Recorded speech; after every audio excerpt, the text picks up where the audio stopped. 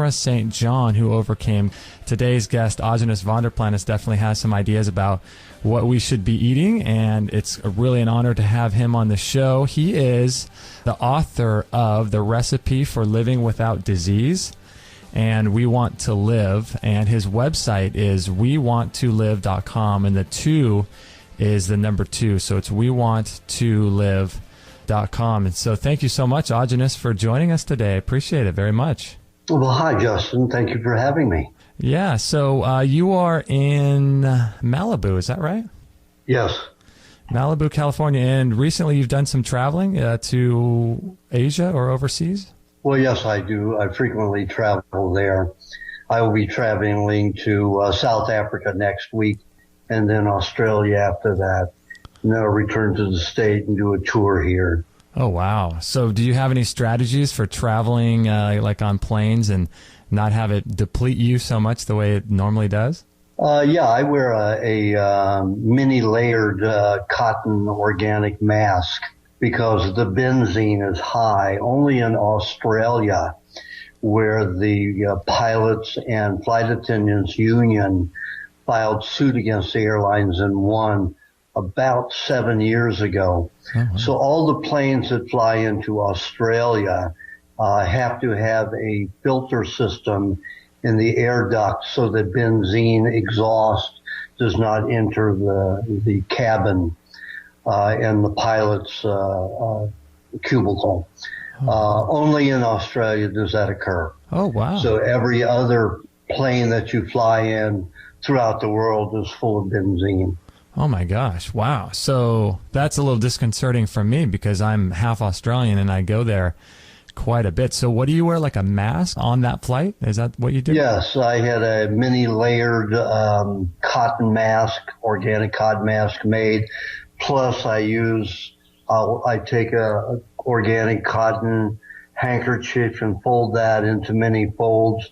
So it's about 12 layers thick. And I put that directly over my nose with a mask on top of that. Oh, my gosh. Wow. And benzene is pretty toxic, isn't it? Oh, very. Yes. What is benzene and where does it normally come from? Well, benzene is part of, is something that they use to use fuel more efficiently. It's an additive. Mm-hmm. And it's the conversion of oil into a gasoline. Oh, gosh. I've heard a lot about benzene. I think it's really, really cancer-causing, isn't it? Yes, it is. I mean, there are other additives. Benzene isn't the only one, and it's not even the most toxic in jet fuel. Ay. Golly, yeah. And then just the act of being 30,000 feet in the air is a real drain to your system as well. I don't find that's a problem at all. Oh, really? I fly, I'll fly up to, 16 hours at a time. I sleep, when I'm on the plane. Usually when I'm going on a short haul, anywhere from an hour to 5 hours flight, I sleep almost the entire way. Oh, gosh. I force myself to stay awake until we're reached, level where I can disconnect the seatbelt because I don't want that metal attracting radiation into my intestines while I'm asleep for the flight. Oh, wow. That's interesting. You're like my brother. He can sleep on the takeoff and the landing, and I can't sleep at all on planes. It's crazy. Well, I feel sorry for you. Oh, man. Wow. Yeah, I never have jet lag, even if I'm going, halfway around the world.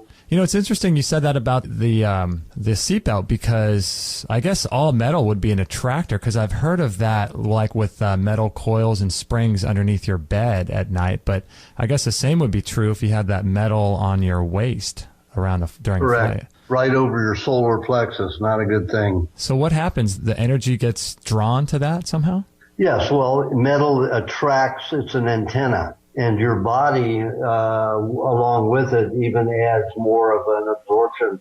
Like if you take a connection and an antenna, and you touch that antenna, you'll get much better reception, almost 2 to 3 times better reception. Oh, wow. So if you have that on your stomach and your body, it's a great vehicle for attracting radio waves. Now, do you do anything like with the grounding technology? Do you do any of that kind of stuff? You mean in my home? Yeah, you know how they have those products for your house, like the sheets and the things like that? No, I don't, but I keep, I have a EMF meter, several of them. Mm-hmm. One very expensive from Germany, so I can detect all kinds of radiation waves and radio waves. So I make sure there's no hot spot anywhere in my house. Yeah, because that's a huge issue these days, especially with laptop computers and iPads and things like that. I'm sure. Yes, and I use a separate keyboard and separate mouse for my notebook, so I don't have to touch it, because I have an Acer. Acer works the best for me. It's outlasted any other computer, and I've had Sony BIOS, HPs, many kinds of laptops over the last 12 years. And the only one that's lasted me 3 times longer than others are the Acers. So I use an Acer, but like any other laptop, they have a very high electromagnetic field. That is anywhere from 135 up to 200 milligauss. And anything over 3 milligauss alters the molecular structure of animal cells. Oh, my gosh. You know what I just heard recently? I'm not sure if you caught the headline, but now they're going to be moving to all tablets. I'm not sure if they're laptops or iPads for children's textbooks. Did you hear about that? They're going to alter what? Well, they're going to be using iPads and things like that instead of textbooks in schools now. Well, I haven't heard that, but that would be very expensive. I don't know how they're going to accomplish that one without the government funding it, of course. And I wonder what the EMF radiation would do to the developing cells of a child. I wonder if that would be more damaging. Well, it does. The EMF fields, with the radiation combined from Wi-Fi, alters the molecular structure of the DNA, and then the DNA is retarded, does not function, so it'll cause severe brain damage, neurological damage, and physiological damage. Golly, kids, we're not starting them out right. All right, so I want to talk with you about a little bit about how you got into your diet, because it's so fascinating, and I feel like we got kind of off on a tangent to start the show. My fault. But I wanted to ask you, so you had some real health challenges all growing up, all during your childhood. You had intense health problems, and I think that's where your journey of health really began, right? Yes, it did. I was born into a pretty violent household. I had a brother who was still in diapers when I was born, so when I arrived home from the hospital, he was very upset by taking mother's attention away from him, in the snap of a finger, or the arrival from the hospital. So right. He was not happy with me, so he pretty much tortured me every day for 15 and a half years of my life. And he used to push me on anything that was rusty. My mother was a nurse, so she was terrified of tetanus, although I don't know if she ever saw a case of tetanus. She used to mention a tetanus experience. Don't know if it was direct with her or someone else told her, where a young man about 12 years old got tetanus and was unable to eat and died.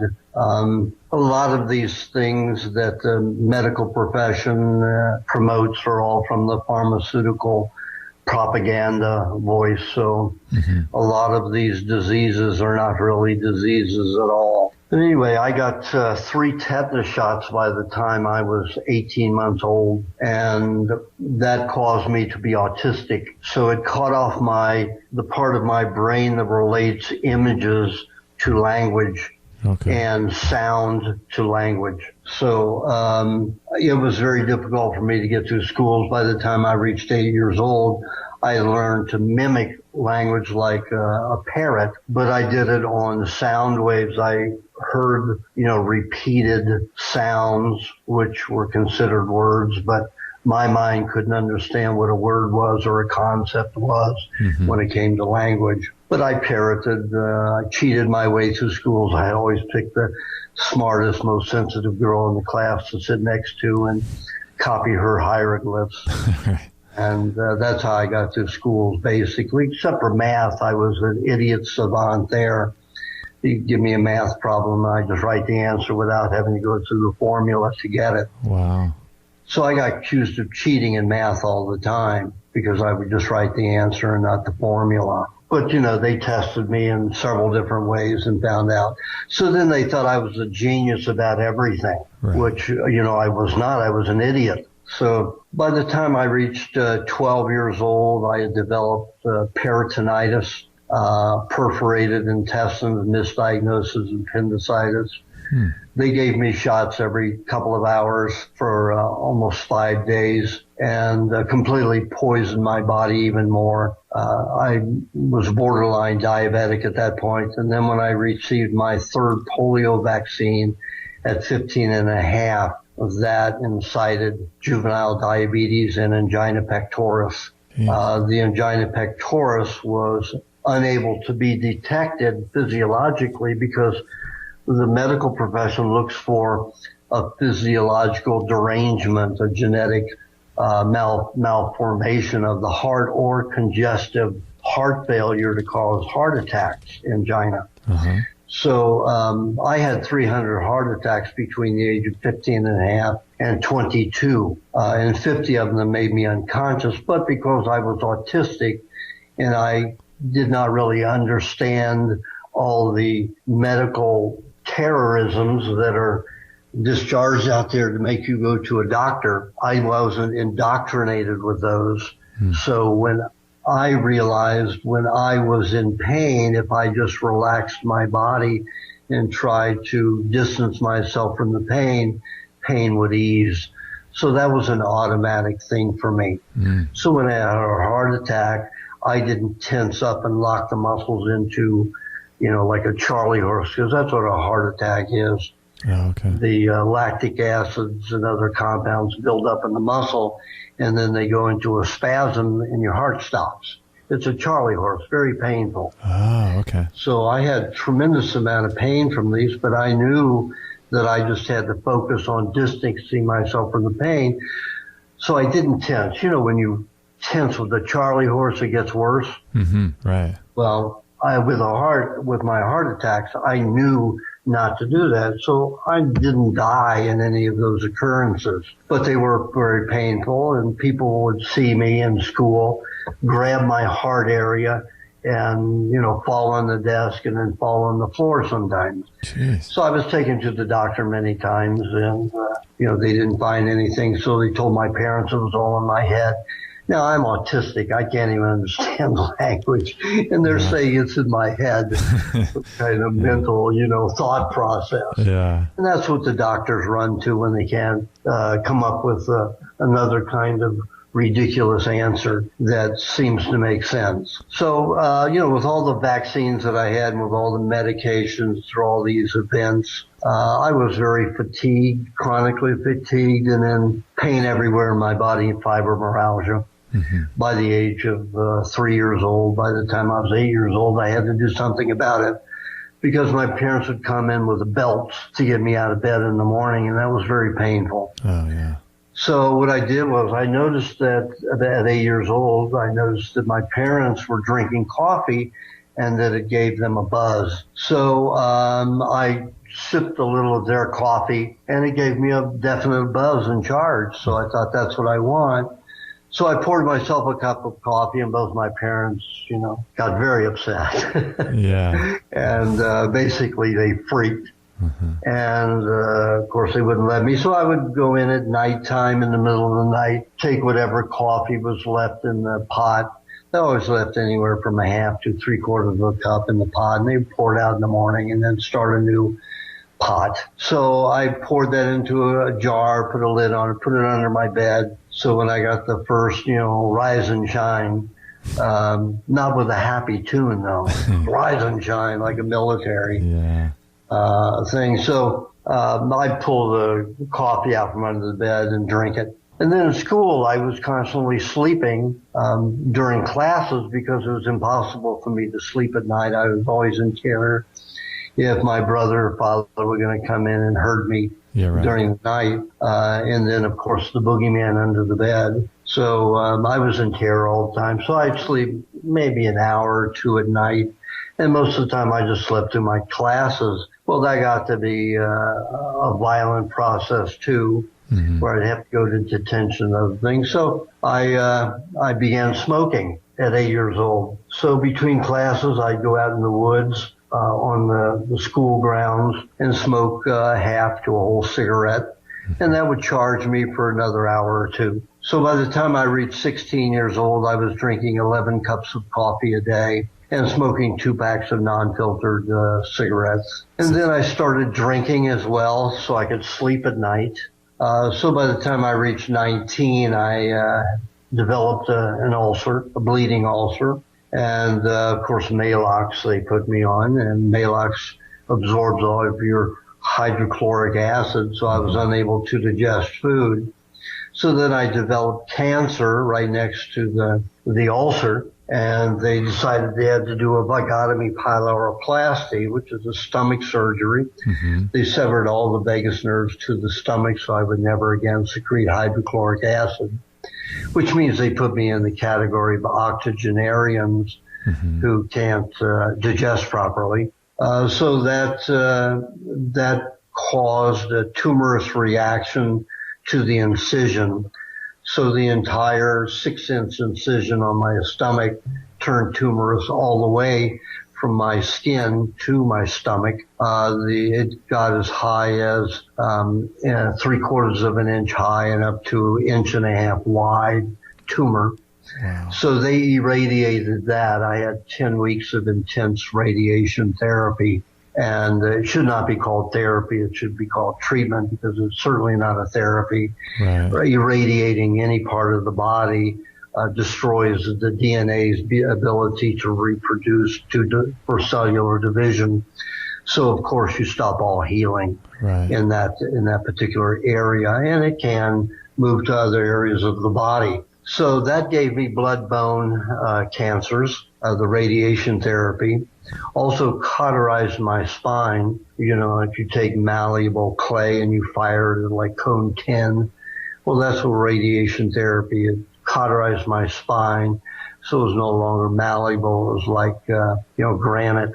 So anytime I had any kind of movement, it would scrape the nerves going between the vertebrae, and I was in excruciating pain.